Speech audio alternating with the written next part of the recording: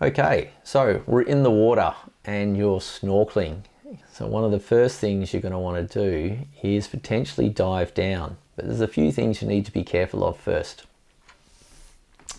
The pressure at the surface of the water is the equivalent of 1 atmosphere.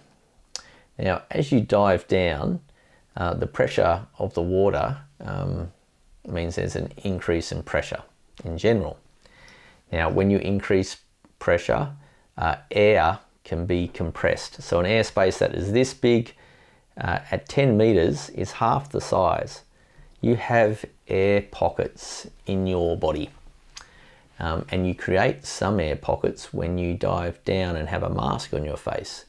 So we need to be aware that as we increase the pressure, so as we dive down and the pressure increases, some of these air pockets or the air inside them is going to compress and get smaller.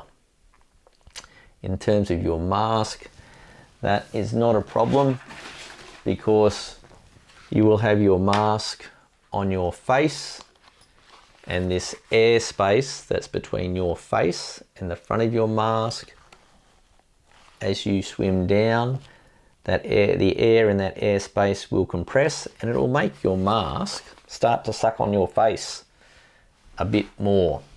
And that's not a problem because you just give a little puff out your nose and that stops it squeezing onto your face.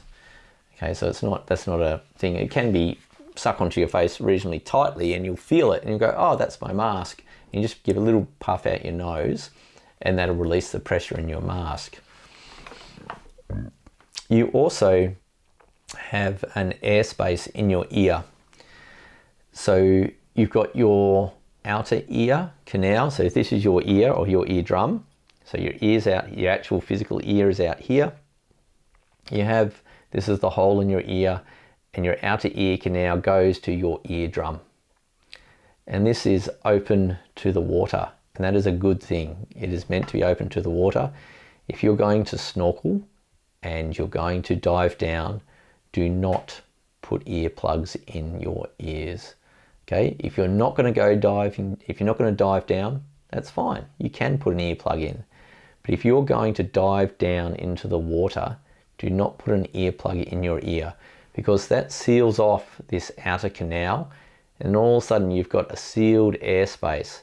And as you physically dive in the water, the increase in pressure will compress this airspace and your eardrum will bow to try and compensate for that air compression.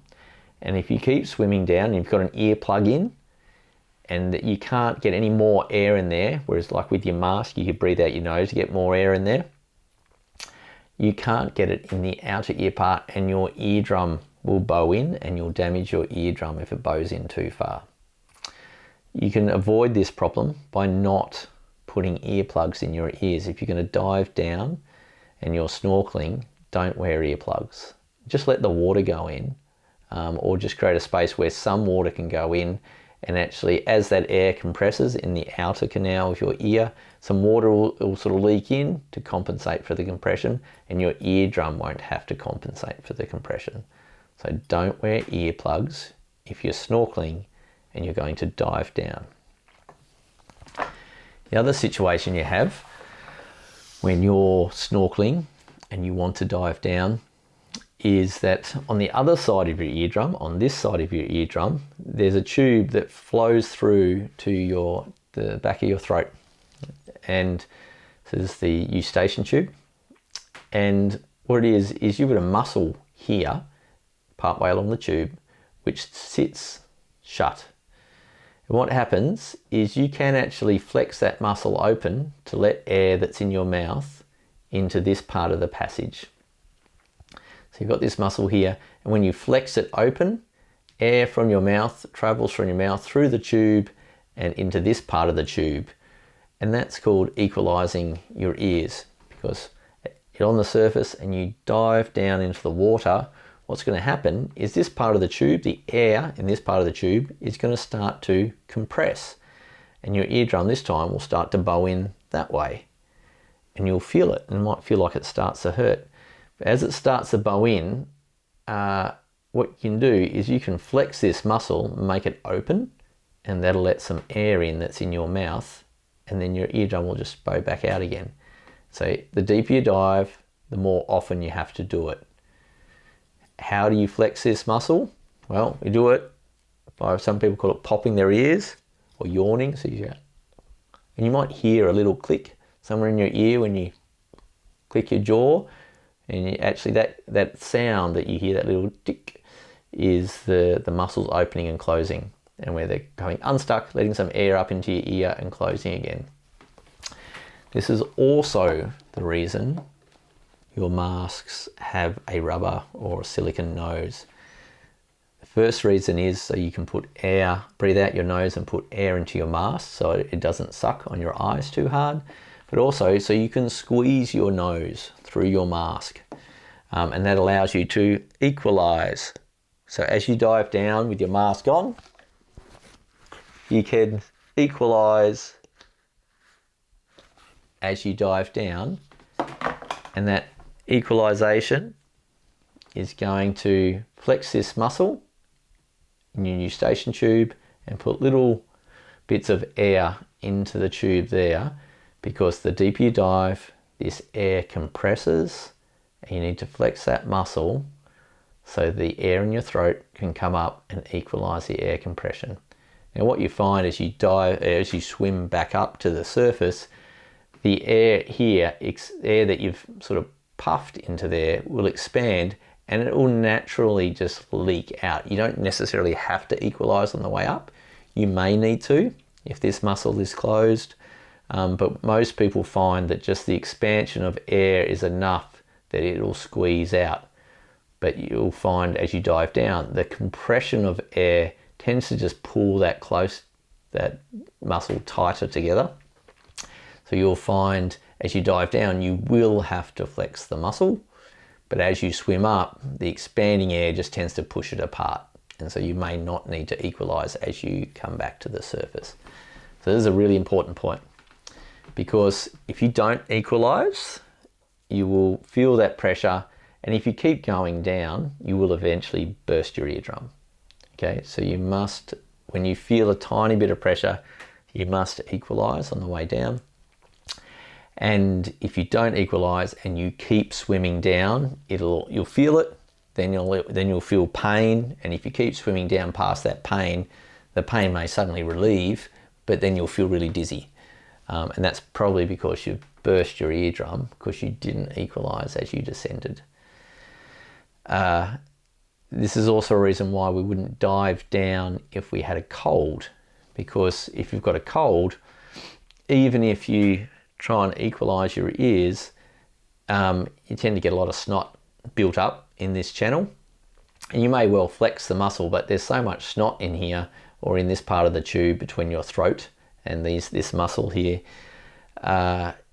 equalizing doesn't get the air in because you have a build-up of mucus and snot through there that prevents the air getting through. So you can go snorkeling if you have a cold, but don't dive down, because it's almost like wearing an earplug on the other side of your ear.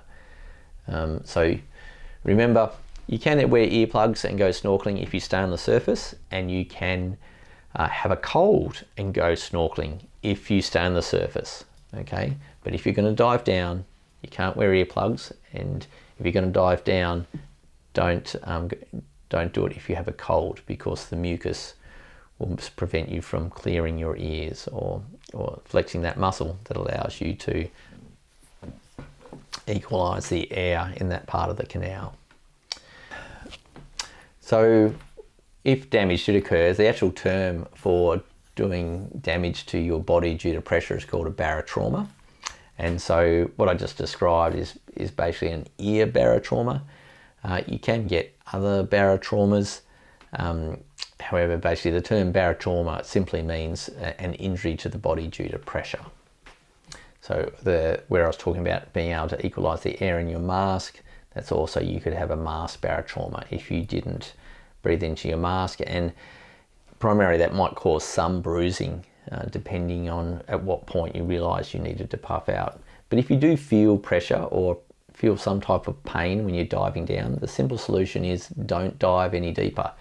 And you just sort of, if you can't clear your ears for some reason, or you can't sort of breathe out your nose to clear your mask, just go down a little bit and don't go any further. If you feel pressure and you don't like it, or you feel pain, stop and don't go any deeper. It's a really simple solution.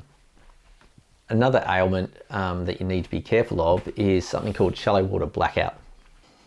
This usually comes when people want to try and stay down longer and they hyperventilate, or they breathe in and out really deep, really quickly, in order to purge the carbon dioxide out of their lungs and to increase the oxygen as much as possible. Now, this does get more time underwater, but what happens is you've lowered the carbon dioxide in your body so much that it is carbon dioxide that gives you the urge to breathe.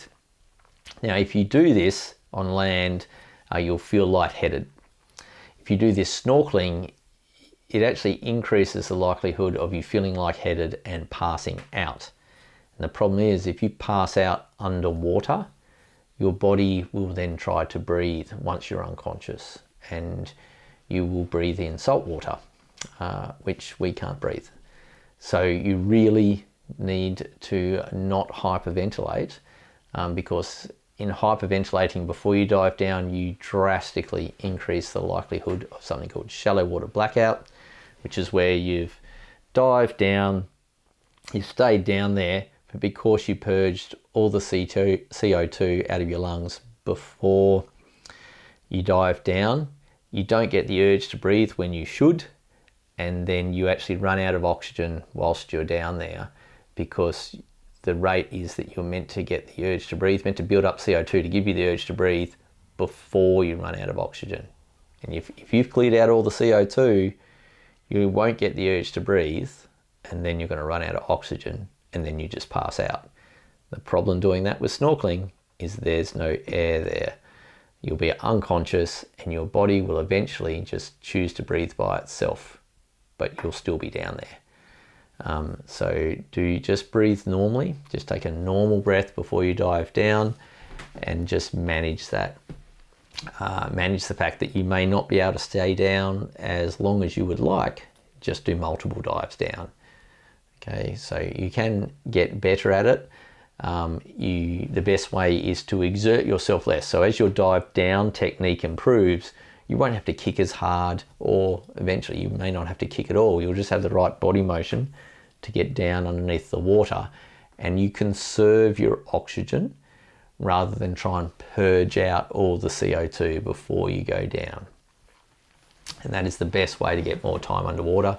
Be relaxed, don't kick too hard, develop a good duck dive technique, and that way you'll spend more time underwater rather than getting more time down there because you purged out all the CO2 and risk a shallow water blackout. So just to summarize, the key ways to avoid shallow water blackout is don't hyperventilate, don't overexert yourself as you're diving down, because that can be a problem as well, and avoid diving below 6 meters because it does get worse after 6 meters, or increase the likelihood of it. So they're the main features to avoid.